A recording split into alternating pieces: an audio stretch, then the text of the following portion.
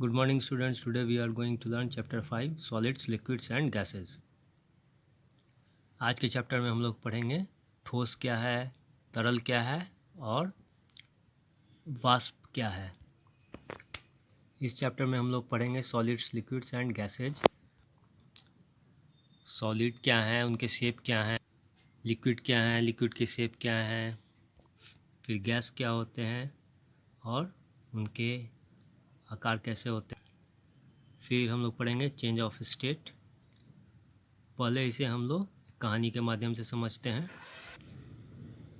हम लोग के आसपास बहुत सारी चीज़ें होती हैं जो कि मौजूद रहती हैं या ठोस अवस्था में या तरल अवस्था में या वाष्प के रूप में।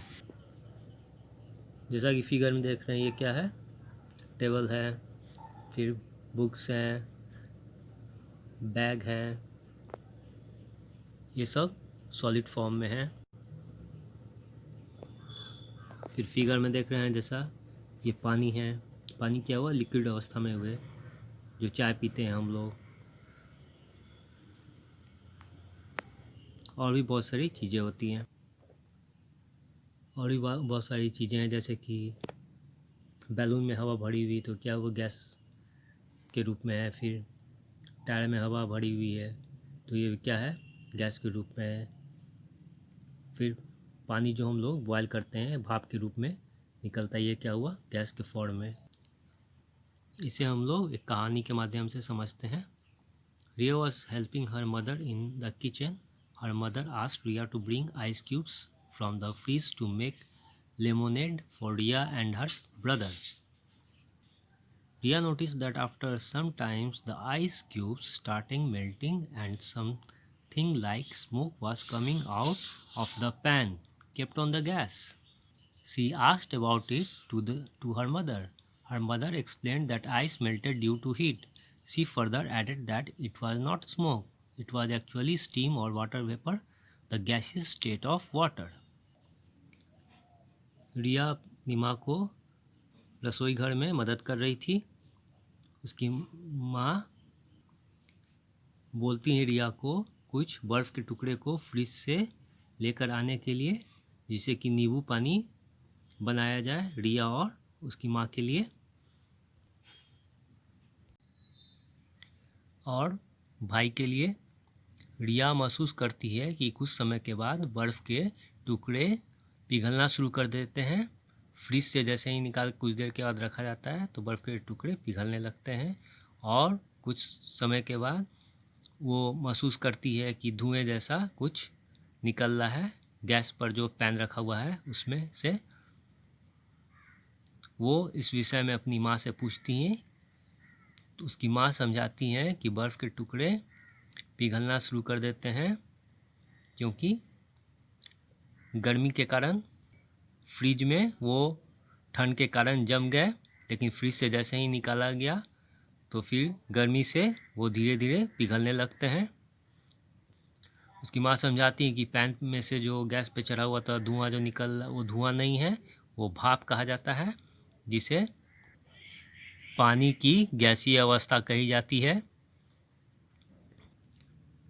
Solids, liquids and gases.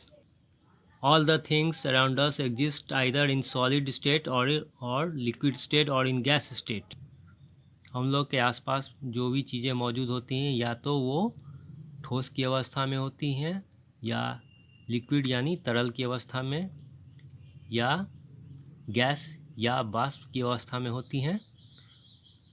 उदाहरण के लिए पानी मौजूद होता है ठोस की अवस्था में, तरल की अवस्था में और गैस की अवस्था में। जैसे पानी है, पानी को हम लोग अगर फ्रिज में जमाते हैं तो क्या बन जाता है, आइस क्यूब्स के रूप में, यानी बर्फ़ के टुकड़े बन जाते हैं। तो ये क्या हो गया, ये सॉलिड फॉर्म में हो गए वाटर के।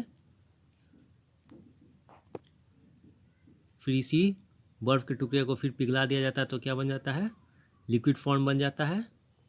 और फिर पानी को हम लोग बॉयल करते हैं तो ये भाप बन के गैस के रूप में निकलता है। इस तरह से उदाहरण के द्वारा हम लोग समझते हैं कि पानी तीन तरह से मौजूद होता है, ठोस की अवस्था में, तरल की अवस्था में और गैस यानी या वाष्प की अवस्था में।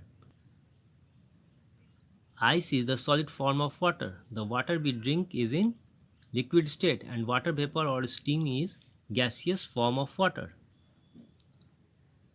बर्फ क्या होते हैं? ये ठोस होते हैं पानी के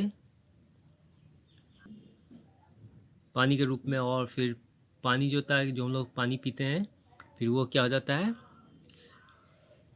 तरल की अवस्था में, और फिर वाष्प जो या गैस जो हो गया, ये क्या हो गया गैसीय अवस्था हो गई पानी की।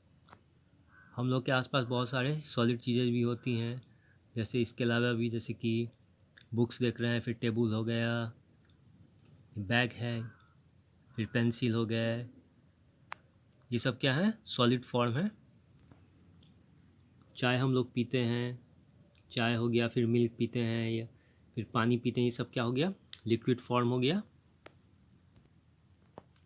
फिर टायर में हम लोग हवा भरते हैं, तो यह क्या हो गया, ये गैस के द्वारा ये गैस की अवस्था हो गई। फिर बैलून में जो हवा भरते हैं हम लोग, बैलून फूला हुआ बैलून देख रहे हैं, ये क्या हुआ, ये सब फिर पानी को बॉयल किया जाता है तो भाप बन के निकलता है, ये सब क्या हुआ, ये सब गैस की अवस्था कहलाती है। इसके अलावा भी बहुत सारे गैस होते हैं, मौजूद होते हैं। हम लोग जो सांस लेते हैं वो भी क्या है मिश्रण होता है बहुत सारे गैस का। हवा में बहुत सारे गैस भी मौजूद होते हैं, जैसे नाइट्रोजन हो गए, ऑक्सीजन हो गए, फिर कार्बन डाइऑक्साइड, ये सब क्या हो गए गैस होते हैं जो कि हवा में मौजूद होते हैं, जो दिखाई नहीं देते हैं।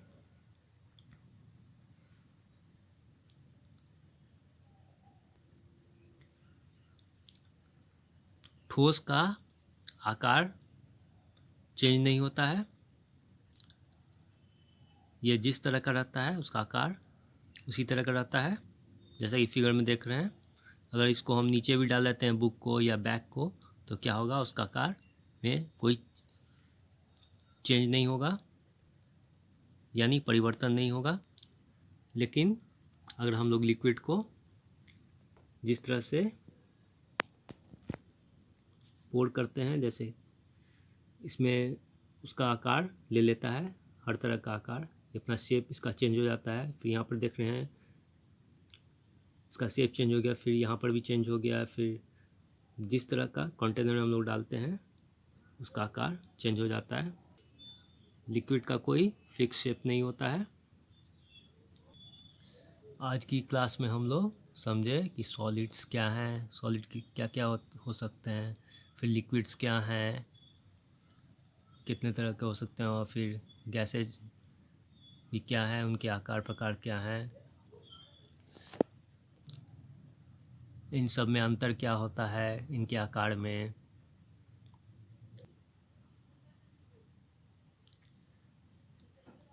फिर गैस क्या होते हैं, उनके आकार क्या होते हैं।